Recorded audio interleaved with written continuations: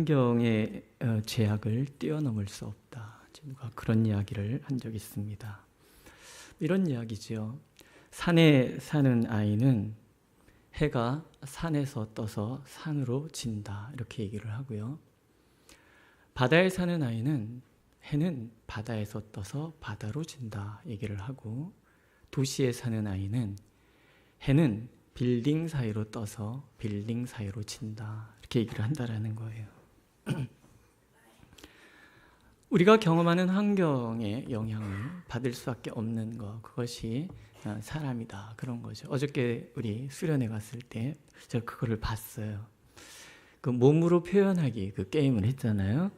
근데 이제 그 이모 집사님께서 속해 있는 그 조에서 호랑이를 표현하는 거죠. 어흥. 사람들이 다 어흥 그랬어요. 앉아있던 모든 사람들이 저건 호랑이. 근데 이모 집사님께서 사자 그러셨어요. 다 웃었지요? 틀렸다고 그랬습니다. 집사님이 들어오셔서 제 옆에 앉으셨거든요. 혼자 이렇게 얘기하셨어요. 호랑이와 사자가 다른 게 뭐야? 그랬어요. 근데 제가요, 굉장히 이렇게 깨달음을 얻었습니다. 우리가 학습의 차이잖아요. 환경의 영향이에요. 대부분 이 땅에는 사자가 없어요. 호랑이가 있기 때문에 이 땅에 사는 사람들은 호랑이는 어흥 이러고 운다고 배운단 말이죠. 아이들한테 옛날 이야기를 해줘도 호랑이 얘기할 때 어떻게 얘기하세요? 어흥 이라고 얘기한단 말이에요. 그래서 우리는 어흥 그럼 호랑이인 줄 안단 말이죠. 왜? 우리는 호랑이밖에 못 보고 살았으니까. 근데 이 집사님의 삶에는 사자가 있었던 거예요.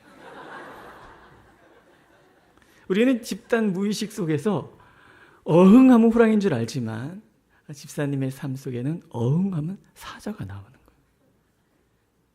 근데 우리는 집단 편견에 사로잡혀서 어흥을 사자라고 얘기하신 집사님을 틀렸다고 얘기를 했어요. 그리고 막 웃었어요. 딱 한 분. 그것이 안쓰러워서 상을 주셨던 장로님만 빼놓고.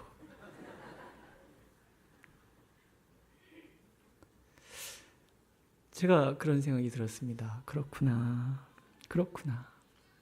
우리는 환경의 제약을 받고 그 문화의 통제를 받기 때문에 집단적인 어떤 편견에 사로잡힐 수 있겠구나. 그런 생각을 했어요. 어떤 기자가 이런 글을 쓴 것을 읽었습니다. 천재만 통과한다는 사법시험의 합격자 중에 여성이 절반을 넘었다. 이런 통계가 나오고, 또 사법연수원 수료자 상위 순번은 모두 여성이 차지하고 있다. 그래서 판사, 검사, 변호사 등 법조계는 이미 여성들이 많이 진출해 있다. 이런 얘기를 했어요. 여성 법무부 장관도 배출되었기 때문에 여성 대법원장과 여성 검찰총장이 배출되는 것도 시간 문제라고 보는데, 아마도 10년 안에 법조 3년의 수장 모두가 여성이 될 것이다 라고 법조계는 보고 있다. 이런 이야기를 썼어요. 근데 여성들이 법조계에 잘 맞는 이유, 그것은 남성들이 목매고 살고 있는 학연과 지연에 초연하기 때문이다라는 거예요. 여성들은 아이들 학부모로 만나서 수십 년을 사귀면서도 또 이웃집 부인과 수십 년의 커피를 마시는 일을 했어도 그분들의 고향과 출신 학교를 모르는 사람들이 대부분이라는 거예요.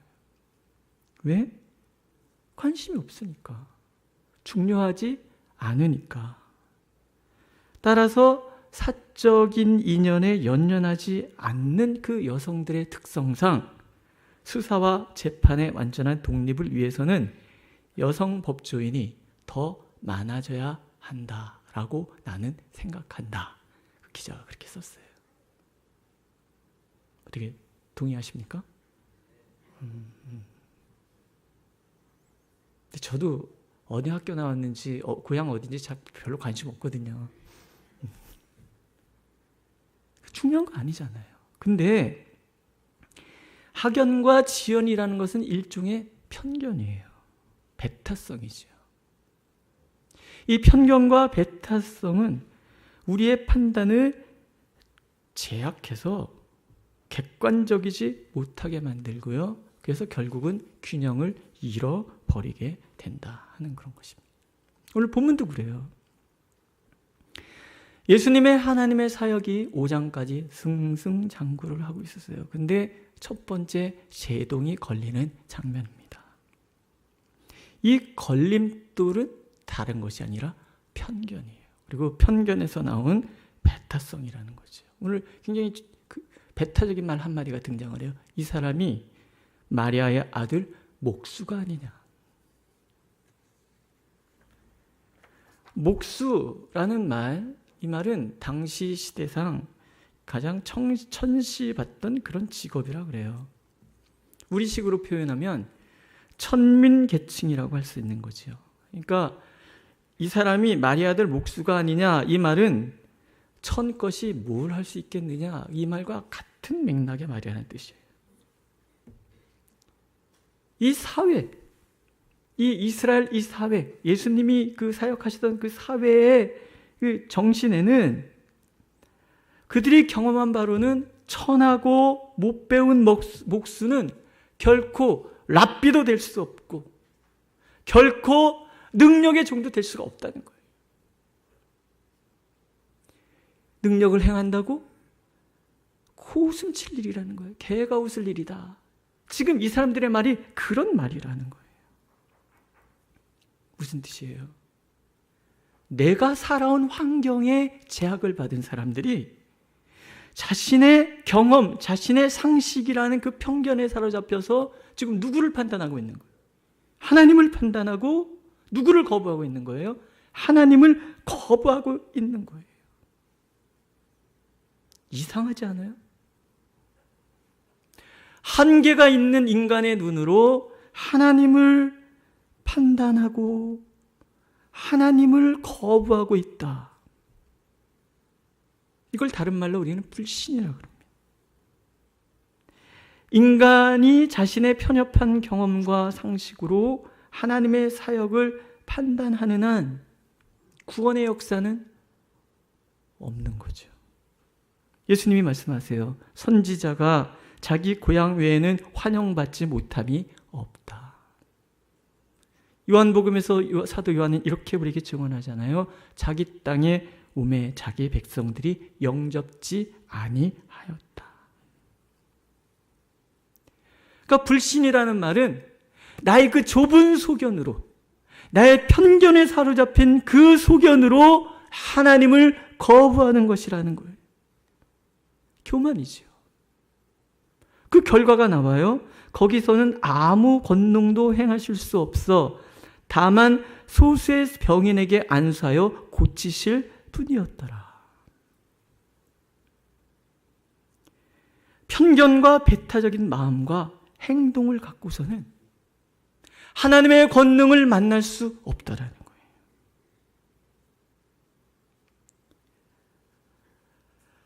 슬프고 안타까운 것은 그들이 편견에 사로잡혀서 하나님 나라 백성이 될 수 있는 절호의 기회를 지금 놓치고 있다라는 거예요. 하나님의 그 권능과 하나님 나라의 그 풍요함을 누리지 못하게 되었다라는 거예요. 이 말씀을 통해서 성경은 우리에게 복음의 하나님 나라의 운동에 참여하기 위해서는 먼저 내가 가지고 있는 선입견, 내가 가지고 있는 편견, 내가 가지고 있는 배타적인 마음을 버려야 된다는 것을 말씀하고 계십니다.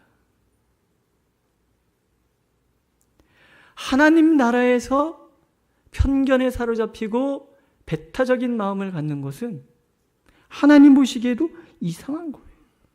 예수님이 이렇게 생각하셨다고 표현하고 있잖아요. 저희의 믿지 않음을 이상히 여기셨다. 이상한 거예요. 우리의 경험, 내 상식을 하나님의 능력보다 앞에 둘 때, 내 편견으로 하나님을 의심하고 하나님의 능력을 불신하고 거부할 때, 그것을 고집하는 한 우리는 하나님을 결코 만날 수 없다는 것이 오늘 하나님의 말씀입니다. 우리 이 틀을 깨야 되는 거예요. 하나님 나라 백성이 되기 위해서 먼저 우리는 하나님 나라 바깥에서 살았던 우리들의 그 모든 가치, 우리가 가지고 있는 그 모든 편견들이 무엇인지를 들여다봐야 되고요. 그래서 그것을 뛰어넘어야 된다는 거예요. 그럼 어떻게 우리의 편견을 깰 수 있겠는가? 첫 번째는요, 예수 그리스도를 있는 그대로 바라보라는 거예요. 사람은요, 보고 싶은 것만 보고요, 듣고 싶은 것만 듣고요, 하고 싶은 것만 하고 살려고 그럽니다. 똑같이 설교 들어도요, 제가 나가서 서서 한 분 한 분한테 오늘 뭐 들으셨어요? 그러면요, 아마도 여기 앉아 계신 숫자만큼 각각 다른 이야기를 하실 거예요. 우리는 내가 듣고 싶은 거, 내가 필요로 하는 것만 듣기 때문에 그래요. 보이는 것도요, 내가 보고 싶은 것만 보잖아요. 안 그렇습니까? 여성분들 파마하고 나오신 날 뭐만 보입니까? 그렇죠. 옷 사고 나온 날은 그렇죠. 네. 내가 관심 있는 것만 보고 사는 게 인간이라는 거예요. 그 다음에 아이들은 태어나면서부터 자기가 하고 싶은 것만 하려고 그래요. 제일 먼저 아이들이 하는 이야기가 뭐예요? 내가. 벌써 3살만 되면 내가. 아이들이 예배 시간에 막 울어요. 왜? 내가 하고 싶은 것을 엄마가 하지 못하게 하거든요. 저희 아이들이 성경책을 참 많이 찢었어요. 새 성경책 사오면 잘 보관해서 어느 날 푹 이제 엄마가 못 찢게 하려고 성경책 막 덮으면 그때부터 막 우는 거죠. 그럼 이제 울면 예배 시간에 부목사 아들이 울면 안 되잖아요. 그럼 엄마가 안고 나간단 말이에요. 그래서 제가 그렇게 부탁을, 그냥 성경책 찢게 냅두면 안 될까? 예. 애기 엄마들이 막 데리고 오면은 막 애들 주의시키려고 정신이 없어요. 조용히 해, 가만히 있어, 움직이지 마. 근데 아이들은 움직여야지 아이들이잖아요. 가만히 있는 아이들은 병든 아이예요. 제가 그냥 냅두시라고. 돌아다니거나 말거나 그냥 냅두시라고. 다만 모서리에 얼굴 찢지 않도록만 조심하라고. 하고 싶은 것만 하고 살려고 하는 것이 사람이란 말이죠.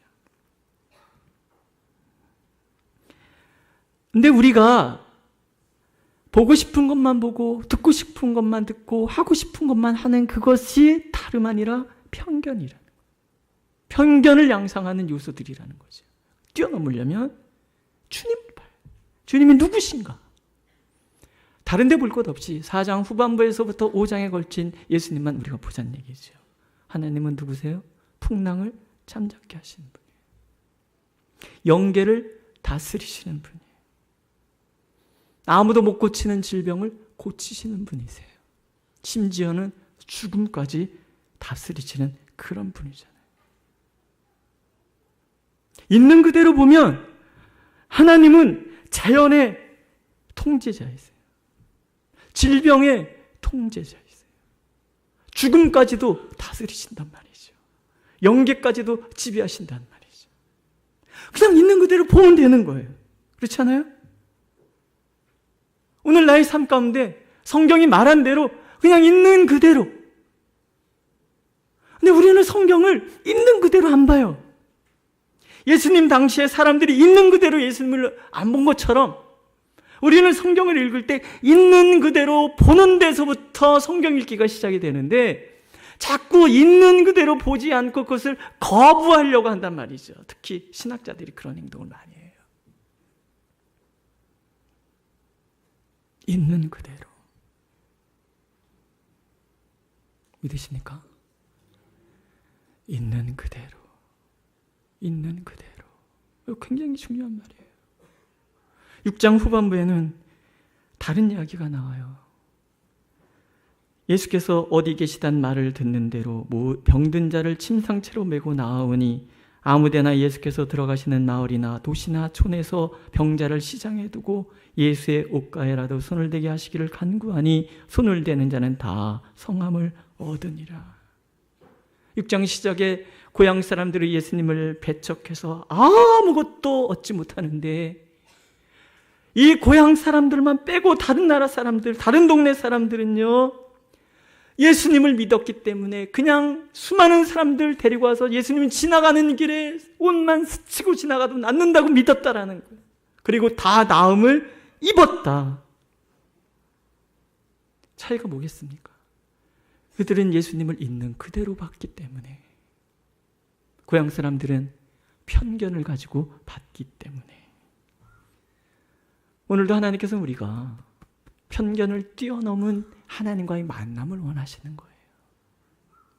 그래서 그 편견을 뛰어넘기 위해서 예수 그리스도를 있는 그대로 수용하고 받아들이고 사모하는 것부터 시작해야 된다. 그렇게 말씀하고 계십니다. 두 번째는요, 예수님의 능력에 나를 맡길 때 우리는 그 틀을 벗어날 수 있다라는 거예요. 예수님께서 제자들에게 권세를 주시지요. 더러운 귀신을 제어하는 권세를 주셨다. 오늘 성경이 그렇게 증언을 합니다. 권세는 누구에게부터 오는 거예요? 오직 하나님.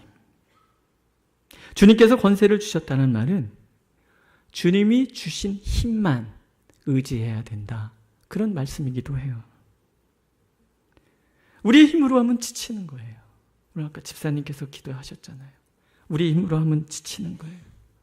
우리의 힘으로 하면 탈진, 한계가 오는 거예요. 내 힘, 내 능력, 내 지혜는 결국 나보다 강한 장애가 나타날 때 무너질 수밖에 없어요. 악의 권세라는 것은요, 사실 우리가 상상하는 것보다도 훨씬 큰 존재인 거예요. 우리의 힘으로, 우리의 지혜로 악의 권세를 대항해서 이겨낼 수 있다? 불가능한 거예요. 이 땅은 어둠의 권세가 통제하는 세상이잖아요. 이 세상을 잘 살아가는데 내 힘과 내 지혜와 내 능력을 의지해서는 결코 이 세상을 이겨낼 수 없다라는 거예요. 우리가 이 세상을 이겨낼 수 있는 방법, 그분의 능력을 내가 소유하는 거예요. 예수 그리스도께서만이 나에게 권세를 주신다는 것을 믿는 거예요. 주님이 우리에게 권세를 주신다면 우리는 제자들처럼 세상 속에서 예수 그리스도의 대리자로서 이 세상의 권세 잡은 자와 맞짱을 들 수가 있어요. 주님을 의지하는 동안 우리는 결코 실패하지 않아요. 승리할 수 있다는 거예요. 주님이 말씀하신 것처럼 주님이 하시는 일뿐만이 아니라 이보다 더 큰 일도 할 수 있는 그런 사람이 될 수 있다는 거예요. 12절 보세요. 제자들이 나가서 회개하라 전파하고 많은 귀신을 쫓아내며 많은 병인에게 기름을 발라 고치더라. 자신들의 틀에 갇혀있는 인간, 그 인간이었을 때는 아무것도 할 수 없지만 내 틀을 뛰어넘어서 주님의 능력을 내 삶 가운데 받아들이고 나니까 나는 세상 권세와 싸워도 결코 밀리지 않는, 도리어 세상 권세에 의해 억압당한 모든 사람들 자유케 하고 평안을 주고 일으켜 세우는 그런 사람이 되더라는 거예요. 내가 내 틀에 갇혀서 내 능력과 지혜로 무엇을 할 때 결국 우리는 낙심할 수밖에 없지만 예수 그리스도를 의지하면, 주님이 주시는 그 권세를 사용하면 우리는 환경을 이겨낼 수 있을 뿐만이 아니라 어떤 권세도 제압할 수 있는 능력의 소유자가 될 수 있습니다. 내 모든 염려를 다 주께 맡겨라. 이는 그가 너를 돌보심이라 주님이 말씀하시잖아요. 이 말은 뭐예요? 내가 닥쳐있는 모든 일들은 내 일이 아니다. 누구 일이라는 거예요?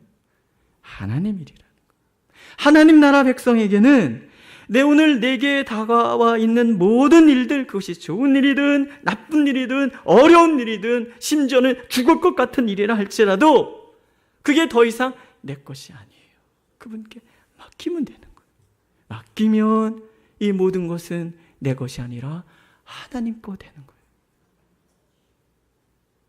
오늘도 하나님께서 우리가 나라는 편견의 틀을 벗어던지고 주님 안에 온전히 나를 맡기기를 원하시는 거예요.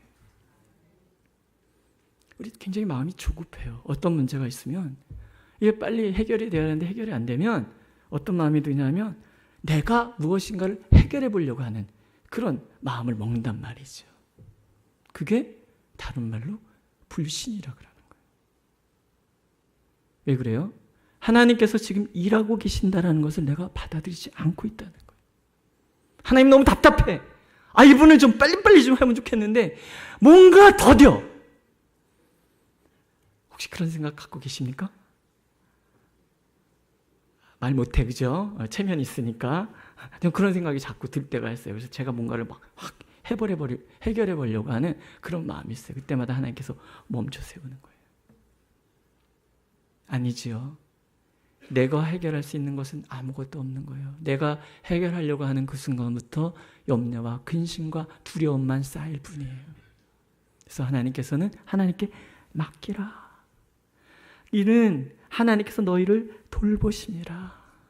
그분이 무슨 일이 내게 선한 일인지를 알고 계시고 행하고 계시다. 우리는 믿고 기다리는 것뿐이다. 그럴 때 우리는 진정 나의 이 테두리를 벗어나서 진정 편견을 깨고 하나님의 능력 가운데 온전히 머무는 사람이 되고, 그때 비로소 우리는 만유 그 자체이시며 만유의 통치자 되신 하나님을 만나게 될 수 있다고 하나님은 오늘 우리에게 말씀하고 계십니다. 세 번째는요, 탐욕의 문제예요. 탐욕을 뛰어넘을 때 우리는 하나님의 능력을 내 삶에 머물게 할 수 있다. 하나님 그렇게 말씀하세요. 예수님 이렇게 얘기하시잖아요. 전도 여행을 하면서 지팡이 외에는 양식, 주머니, 전대의 돈 아무것도 가지지 말고 신만 신고 두벌로또 가지지 말고 또 어느 집에 가든지 너를 초대한 그 집에서 떠나지 마라. 이게 탐심에 대한 이야기인 거예요. 탐심은 불안함에서 오는 거거든요. 골로새서에서 바울 사도는요, 탐심은 우상숭배라고 그랬어요. 더 가지려는 욕심. 우리가 더 가지려고 하는 이유는 그것이 나의 의지의 대상이 되기 때문에 그래요. 쌀떡에서 인신 난다 그러잖아요. 먹지 않아도 창고에 쌀이 쌓여 있으면 배가 부르다 그랬어요. 그래서 창고에서 인신 난다는 말이 그래서 나온 것 같아요. 무엇인가를 가지려고 하는 이유는 그것이 나에게 힘이 되기 때문에 그래요. 그런데 내가 욕심부리는 그것을 가지려고 하는 순간에 우리는 그것을 의지하게 되고, 그것을 의지하려고 하는 순간에 우리는 누구를 떠나요? 하나님을 떠나는 거예요. 내가 가지고 있는 그것을 의지하게 되거든요. 지팡이를 가지고 있으면 지팡이를 의지하게 되고, 두버롯을 가지고 있으면 두버롯을 의지하게 되고, 내 배를 채우고자 하면 내 배를 의지하게 되는 거예요. 아무것도 가지지 않으면 누구를 의지하게 돼요? 하나님만 의지하게 되는 거예요. 먹고 입고 마시고 자는 것은 하나님의 일꾼에 당하는 당연한 권리, 하나님이 다 알고 계신다는 거예요. 지나치면 다 탐심이 되는 거예요. 아무것도 없어야 예수님만 의지할 수밖에 없는 거예요. 이스라엘 백성들이 출애굽을 했습니다. 하나님께서 데리고 나가신 곳이 어디입니까? 도시, 푸른 초장 쉴만한 물가? 아니잖아요. 광야, 아무것도 없는 곳.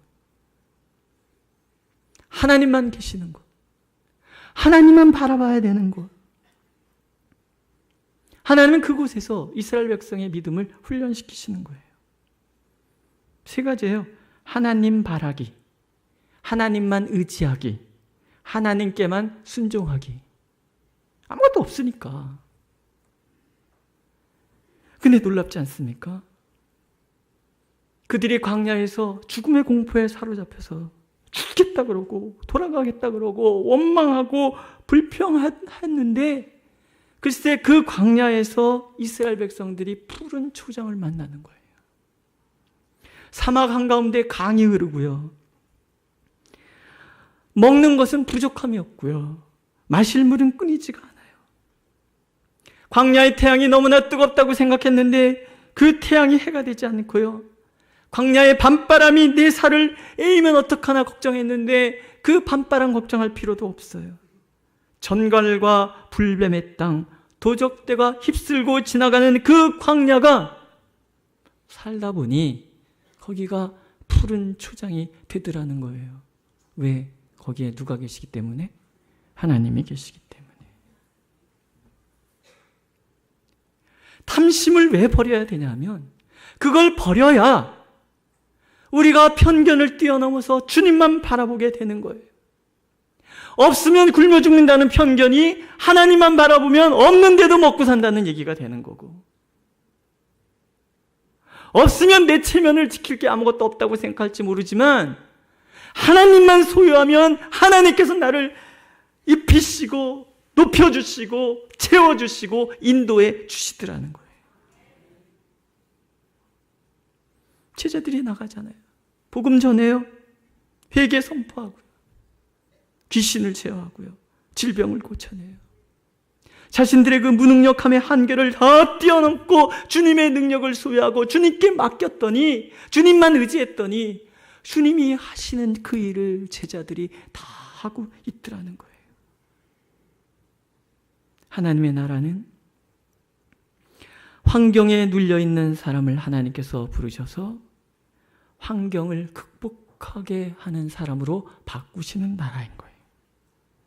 하나님의 복음이라는 것은 그 복음이 드러나는 곳 어디든지 반드시 하나님의 백성된 자들에 의해서 환경의 죄악이 뛰어넘는 역사가 일어나는 나라.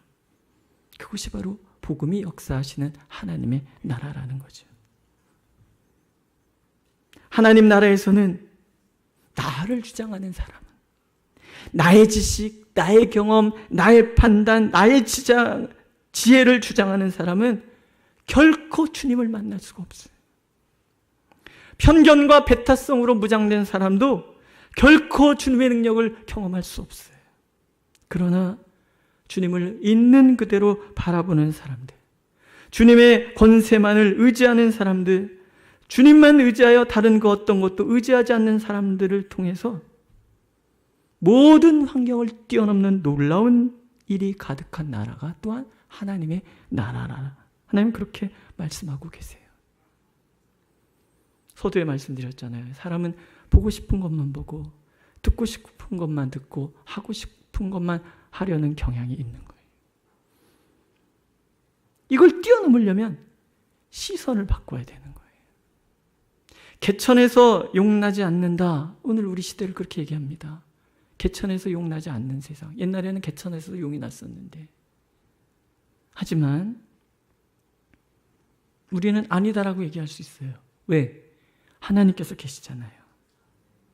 내가 개천에서 태어났어도 하나님께서 나를 높이시면 나는 높아질 수 있는 거예요. 그게 편견을 뛰어넘은 하나님의 사람의 모습인 거지요. 시선이라는 찬양이 있어요. 내게로부터 눈을 들어 주를 보기 시작할 때 주의 일을 보겠네. 내 작은 마음 돌이키사 하늘의 꿈꾸게 하네. 주님을 볼 때 모든 시선을 주님께 드리고 살아계신 하나님을 느낄 때 내 삶은 주의 역사가 되고 하나님이 일하기 시작하네. 내 시선을 내게로부터 하나님께 돌리니 내 삶은 이제 나의 삶이 아니라 하나님의 역사가 되는 거예요. 찬양 중에 그런 찬양들이 되게 많아요. 시선을 바꾸고 나니까 하나님의 시선을 내가 소유하게 되고, 그러니까 하나님이 바라보시는 그것을 바라보고, 그래서 하나님 앞에 나를 써주십시오, 그렇게 고백하는 찬양들이 많아요. 그 중에 하나가 사무곡이라는 노래예요. 흘러내리는 눈물의 의미를 이제 난 알 수 있겠소. 죽어가는 영혼 바라보시는 아버지의 마음. 이제 더 이상 바라볼 수 없소. 그들에게 나 달려가겠소. 영원한 생명 그 십자가 나 따라가오. 세상 날 버려도 지쳐 쓰러져도 나 놓을 수 없는 십자가, 생명을 구할 수만 있다면